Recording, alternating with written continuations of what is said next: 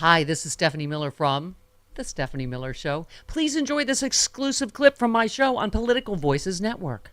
I mean, if you're done with politics and you just want to be in charge forever by force, then no one can be allowed to contest the leader or to question the leader. Importantly, nobody can be allowed to offer any alternative source of authority to the leader. So there can't be journalists who know stuff and report it. There, of course, can't be opposition politicians. Are you kidding? There can't ever be anyone who runs against him. That would mean taking your life in your hands. There can't be law enforcement that does anything independent of what the leader wants. The whole government has to work entirely for the leader. There's no, government providing information and services like we're used to. There's no state. There's just the deep state, which is terrible and evil and against the leader, and it must be purged, replaced just with people he likes and who do what he wants. The government cannot have a civil service that has subject matter experts because everybody has to work only for the leader. I was going to save this as a guess the quote for Chris, but it's Rachel Maddow, Bob. Okay. All right. She said, I really it's think... not Quick Draw McGraw. No. You don't get to play. I already said... Okay. She said, I really think the bottom line here is Trump and his movement, they aren't running against Democrats. They're running against democracy. They're running against the democratic process. That's absolutely right. And to your point, by the way, just on the economy again, Catherine Rumpel in the Washington Post really echoed what you're saying. Trump is dragging the Republican Party off the cliff with his boneheaded proposal to replace income tax with tariffs on imported goods, she writes. Economists have broadly panned the idea, warning it would amount to a massive tax increase for everyone but the ultra-rich by making everything more expensive, would make maintaining government revenue for essential services impossible. But the GOP has closed ranks around the idea because dear leader, multiple careful studies found the costs of those tariffs were either mostly or entirely passed on to Americans in the form of higher prices. A more recent analysis estimated his new tariff proposals would cost the median U.S. household an additional $1,700 a year. But the modern GOP being what it is, they defend every boneheaded idea their nominee utters. The expected costs of Trump's recent tariff proposals would be staggering. For example, his plan for a universal 10% tariff coupled with a 60% tariff on Chinese goods would more than wipe out any savings most Americans would get from extending his 2017 income tax cuts. The bottom 80% of households would see a tax increase on net. Meanwhile, he would be losing $3 trillion a year in revenue. I mean, I don't know whether that's too, that doesn't fit on a bumper sticker. But you know what? You weren't doing better under Trump, and you're not going to do better under Trump unless you are in the top 1%, right? Yeah, there's this dominating delusion right now that as soon as Donald Trump gets in, it's going to be 2019 again. And that's not the way it's going to happen. It's going to be far worse. There will be an economic collapse. And it's not just me saying this. Mark Zandi from Moody's Analytics. We're talking about Larry Summers, the Peterson Economic Institute. These are all professional economists who are looking at Donald Trump's proposals for what he plans to do in a next term. And it's an utter economic disaster. I mean, Larry Summers said, Larry Sanders. Larry Sanders. Even better. That's funny. Hey now. This is Larry Show. Okay, sorry. That's a different theme. Go ahead. That's the Gary Fee channeling show. Larry Summers said there would either be massive inflation or a massive recession under Donald Trump's policies. I mean, bear that in mind. Anyone who's operating under this misapprehension that Donald Trump becomes president and suddenly gas is $1 a gallon, you're out of your minds. I mean, I don't know how else to put this. I'm tired of using kid gloves. Yeah. You're nuts if you think that Donald Trump is going to lower prices. He is going to skyrocket prices, and this needs to be the message between now and November. Because if one thing counteracts the Dobbs protest votes, that are absolutely going to happen this year. It's going to be concerns about the prices. Yeah. That's going to it has the possibility of nullifying that bump that we get from people wanting to vote because of reproductive rights. So bear that in mind. And by the way, I love you seconded Don Winslow, who said, all you pathetic MAGA cowards hiding behind your fake names and fake pictures here on X, pretending to be so tough while you support your convicted felon who you fell in love with while watching a reality TV show. It's so pathetic. I'm embarrassed for you and your families. It's just... Yeah. And my sister in North Carolina, there are so many lunatic candidates, the one for governor, the one for school board. Like, it's like he's made not only is Trump a lunatic, but he's made it okay for other lunatics to think they can be in office. Yeah. I mean, it's conspiracy theorists. Yeah. I mean, there's a whole thing of people cosplaying as Donald Trump, and it's not just dressing up in the costume, which we've seen before, but from grown men, from like 70-year-old men dressing up like Donald Trump. It's a staggering thing to observe. But beyond that, just like, okay, well, let's behave like flailing morons, just like Donald Trump. That's a great idea. That works in the social media age. In addition to all his usual lunatic conspiracy theories, the North Carolina governor candidate thinks that the U.S. government staged Pearl Harbor. Okay. Anyway, Bob, I've been quoting you over and over again just on all of the old Hillary Clinton Inquirer, covers. You said Biden is old is the new Hillary is dying. Wall Street Journal, MAGA propagandists are the new Inquirer. And you just said another banner news cycle for the political press. Because you retweeted Ted, who said it wasn't just Republicans. They managed to get mainstream media outlets to run with it. And here's the headlines. Clinton's health scare, NBC, ABC, Hillary's health scare creates a major campaign moment.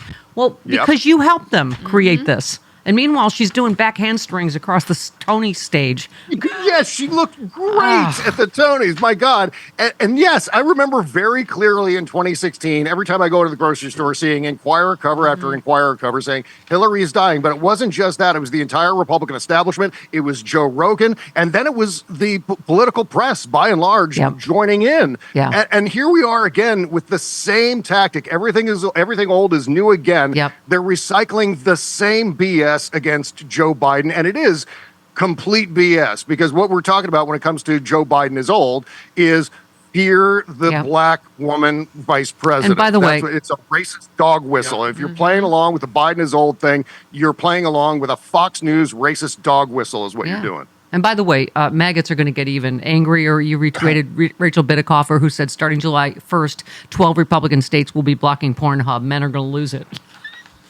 Oh yeah, that's like a sleeper story for this summer. That's going to be huge. Oh, God. Yeah, I mean, literally, there are a bunch of states that you're no longer. It's not just Pornhub; it's all online porn.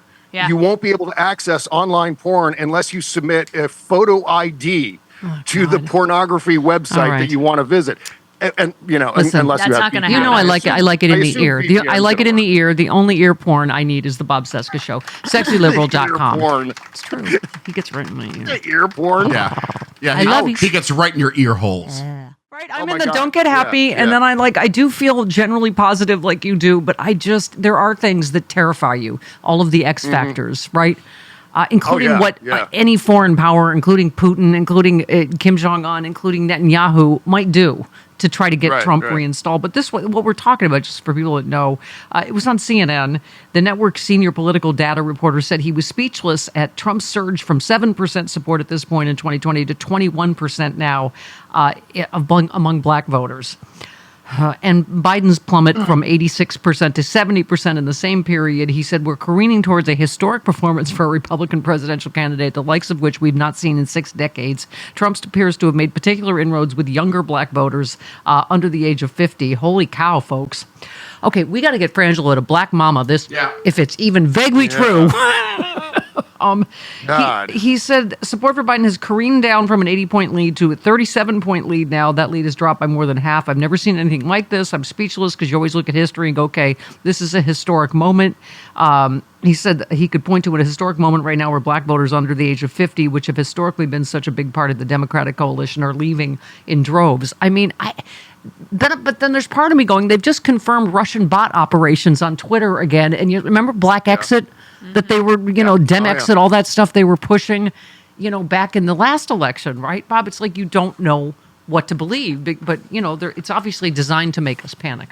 It's working for me. There's so much disinformation out there. But, I mean, those numbers that you were just citing, among the other numbers you were talking about, there was a poll number about how 62% of American voters support mass deportation. Yes. That statistic right there, that poll number, that's what I'm using to hold back my orgasm these days. It's not baseball scores anymore. Not Margaret Thatcher on a cold night. Oh, Margaret Thatcher. Yeah, right. No, but seriously, it's confounding. Other than when you look at the amount of propaganda that people are being flooded with right now, completely oblivious to the fact that those 62% of voters, many of them believe, okay, you know what, we got to bring prices down somehow. So, yes, let's go with that crazy businessman who's been committing fraud with his businesses and he's got a failed social media thing and all the rest of it. Not realizing that if he becomes president, prices aren't going to come down. Prices are going to go through the roof, specifically because of the mass deportations. So, yes, we want mass deportations. We want lower prices, but these things don't actually work together. So, I quoted you already on the show because, and then you went on to say, here's what will happen. Once Trump deports 30% of the U.S. agricultural workforce, implements massive tariffs, and deregulates price gougers, inflation will skyrocket, forcing the Fed to raise interest rates by a lot. Trump will do the opposite of what this kid that you're talking about on Twitter thinks will happen. I mean, right. And not to mention, of course it plays to people's worst xenophobic, instincts and fear mongering, right? But like, as you say, forget that is completely practically impossible to deport 30 million people, right? Of course it is, and it would eliminate 30% of the agricultural workforce for starters, hiking prices. Produce would be left to die in the fields. Yeah. Prices are going to go through the roof, and I think this is where I think the entire election hinges on the notion of prices. Are they too high? Who's better with prices, et cetera? Because people are, a lot of people are angry about gas and groceries and rent and so forth. And that's, that's an understandable point of angst. However, electing a guy who's going to skyrocket all of that, Donald Trump, is the absolute wrong thing to do. And in the process, you're endorsing the wide array of human atrocities that will occur under mass deportation system. And on top of all the rest of it, selling out democracy. And we could go on down the list, the Supreme Court and everything, the climate crisis.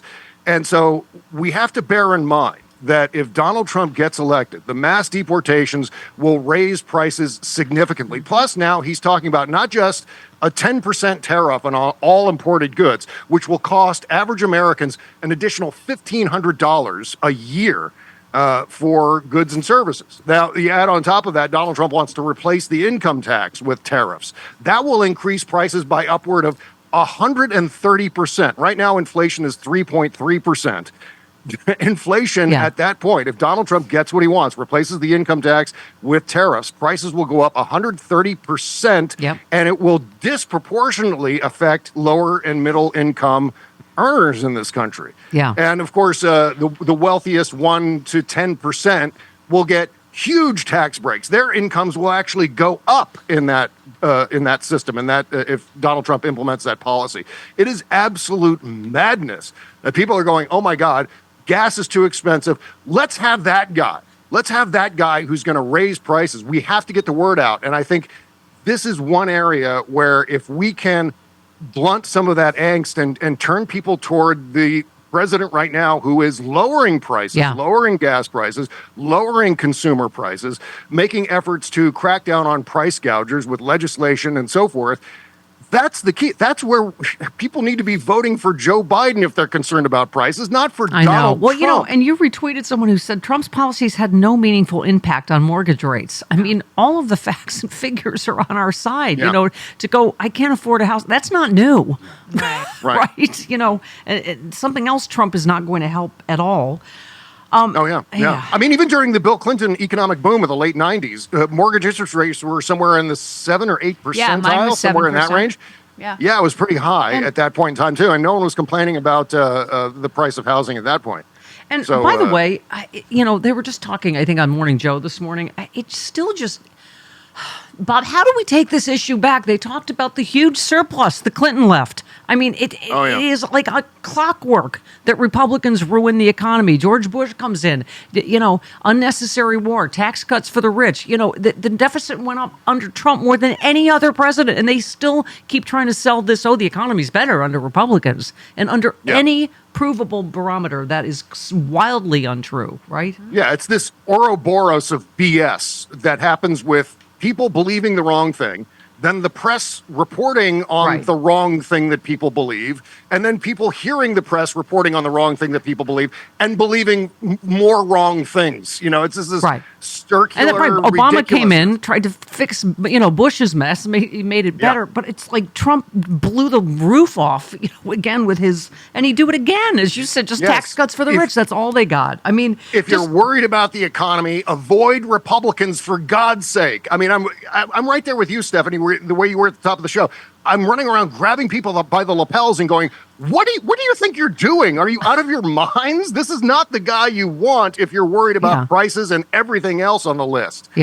Don't screw this up, because once he gets in, that's it. You can't have buyer's remorse with Donald Trump. If he gets in, he's in. You're not going to remove him. You're not going to vote him out. There's going to be no 25th Amendment. There's going to be no impeachment. He is in there for good. As long as he wants to be in the White House, he will remain in the White House. Hey all, Glenn Kirshner here. I hope you'll join me on my new audio podcast, Justice Matters. I'll be using my 30 years as a federal prosecutor and Army JAG to unpack, break down, and explain the legal issues of the day, particularly where the legal intersects with the political. Please look for Justice Matters with Glenn Kirshner wherever you generally get your podcasts.